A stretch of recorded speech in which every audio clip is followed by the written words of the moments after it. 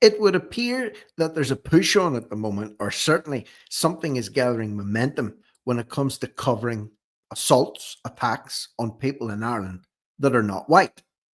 Okay. And you're going to see some evidence of this right now. And what I mean is mainstream media, legacy media sources are pushing to highlight attacks that happen to people of color that are in Ireland at this time. And with any attack on anyone, irrespective of their skin color, it must be condemned.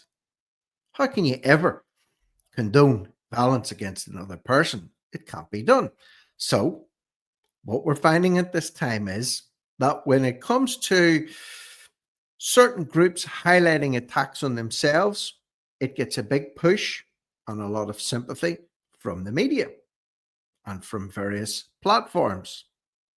When other people take to the streets to highlight attacks that have been happening to their community or on them, they can be demonized and vilified and smeared. So I want to play you two clips right now, and this is just the evidence that I'm putting forth before you, and you can tell me what you make of it. First one has to do with the follow-on, I suppose you would say, from the attack that happened on the Indian man in Tallaght a few weeks ago now, where marches were called as a result of this and widely condemned by TDs and the Dáil and community groups and people all over the place, and rightly so. The attack was horrendous. If the man was just walking down the street minding his own business, well, then what happened to him was horrendous. But as far as I know, there's been no arrests, despite the fact that there was a huge group involved in this and lots of people were standing around, and I'm sure mobile phones were out. There's no arrests, to my knowledge, that have been made in this, which is very odd. And people are then coming out and explaining what else has been going on. So let's have a quick look at this clip that's been put together here. And you can see, you can get the gauge of this right now. The leg, it was definitely the leg. Sorry, that's spoiler alert. That's one of the injuries that we're going to see here. This guy here has what looks like an elastoplast on his leg. Terrible altogether. In fact, I would say if he pulls that off, if they haven't shaved the leg, the hair loss around that wound will be very painful also. It could also be very traumatic. On the face, you can see injuries here in the leg. It was definitely a target because of my brown skin. He was just walking down the road. He didn't do anything. He didn't come upon these teenagers. They actively went after him. Her voice switched really quickly there. She must have been, that woman's really, really traumatized by what she saw in Tallaght. She's been popping up everywhere, recounting what happened, what she came upon. She didn't actually witness it herself. How a man was left at in a very bad way. However, she was able to talk to him and get his life story. He gave her his name, his address, his background, his family history, the whole lot. So anyway, she's been doing the rounds as well. A fortnight ago in Tallaght, an Indian man in his 40s was set upon by a gang of teenagers in an unprovoked attack. I've never seen anything like it in my life. He had cuts and bruises on him. He had been stripped of his clothes. He's completely traumatised. He doesn't understand, which you can imagine. Like, how could you ever understand something like this happening to you when you're walking down the road? Now, since then, I've been in contact with the Indian embassy and a number of individuals who've told me attacks like this that are racially motivated are becoming more and more common. Since that Tallaght attack, at least we have on 3 occasions, Indians were targeted. As a whole, our Indian community feeling we are living in fear. So let's pause that for just 1 second. And that's terrible, absolutely terrible if they're living in fear. 3 attacks since that one that have happened in that Tallaght community. Okay, well, what about the total number of attacks that have happened in that area on all people? What are the numbers for that? Are we zoning in on one particular area or one particular demographic now? The Indian embassy has been contacted. And let me make it clear again, any attack on anyone that's going about their business, just minding their own business, is to be condemned. But there seems to be a particular focus getting weight behind one particular group that are being targeted now, whilst the suppression of attacks that are happening right across the board in Ireland by certain individuals is off the scale. And distress. If something is happening regularly, repeatedly, and targeting a particular community, all we wanted is a fair investigation. Yes, fair investigation.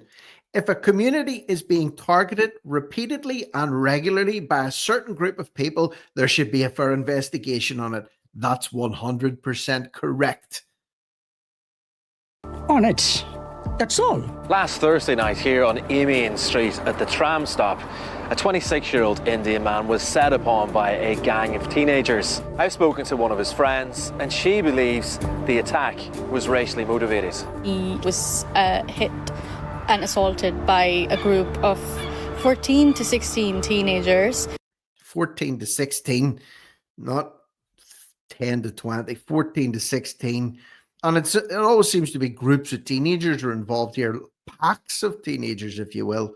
The man who was apparently attacked in Tallaght, the figures vary wildly on the amount of teenagers that were involved in that. Some people had the figure up as high as 30. Where he was struck at the back of his head first and then was later on stabbed on his face with a screwdriver without any provocation. I believe that it could be racially motivated because of his skin color. He's slowly recovering but still traumatized by the event that happened. And this attack near Conley Station again wasn't an isolated incident. 32-year-old Santosh suffered serious injuries after he was attacked by a group of teenagers in Clondalkin last Sunday night. We were walking after dinner. Another group of teenagers. It seems to be this pack should be relatively easy to track down. If it was just one person carrying out or two people carrying out these attacks, it would be difficult, I would imagine, to find them.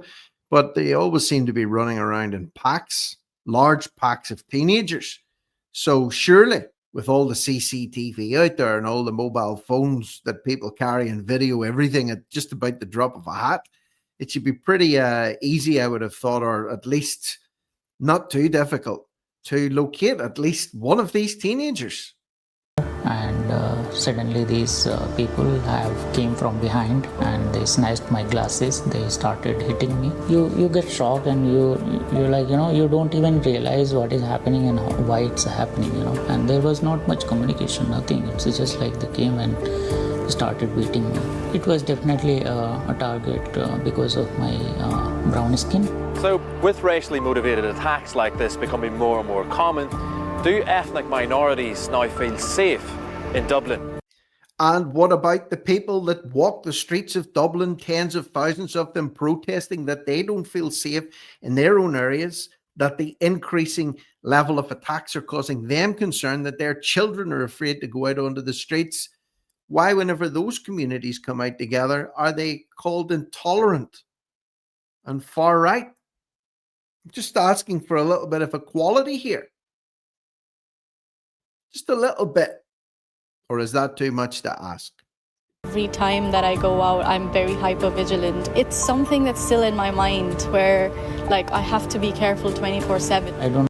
Yeah. A lot of people in Ireland are feeling exactly the same way. They're afraid to go into their own towns and communities. They're afraid to walk down their own streets. They're hyper vigilant. They don't want to leave the house alone. They feel intimidated and afraid when they go out at dark. There's certain places that they can't go into anymore. Yeah, a lot of people feeling like that right now, which is absolutely terrible. Not feel safe there because I'm seeing these teenagers and these kind of incidents are increasing day by day there. What is the purpose of living somewhere where even I can't walk on the street, Yeah. A lot of people understand that's, this is great. This message getting out there. A lot of people, I'm sure, nodding their heads in agreement with this man. Yeah, I can't go out. I can't leave my house either. I can't do anything about it. Now somebody's speaking up about it, and it seems to be there's a media push behind it.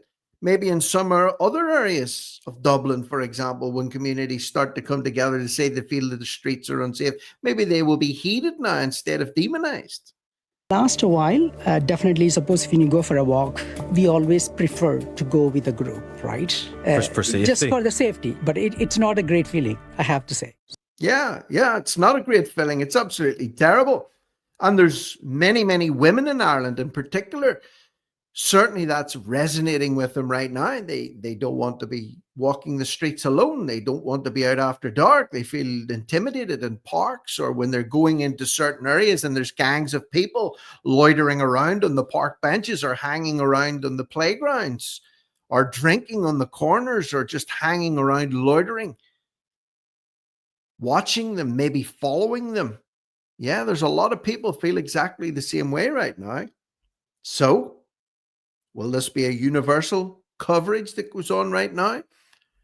Is this the tip of the iceberg here? Will the media take other people's concerns and run with them also? Because all intimidation is wrong.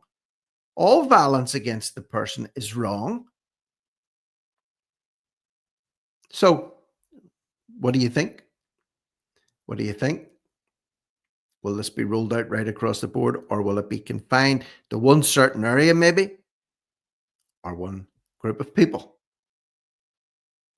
Let me know your thoughts, comments, and opinions below. I'm Rick Munn. This is No Risk, No Reward Media. Over and out.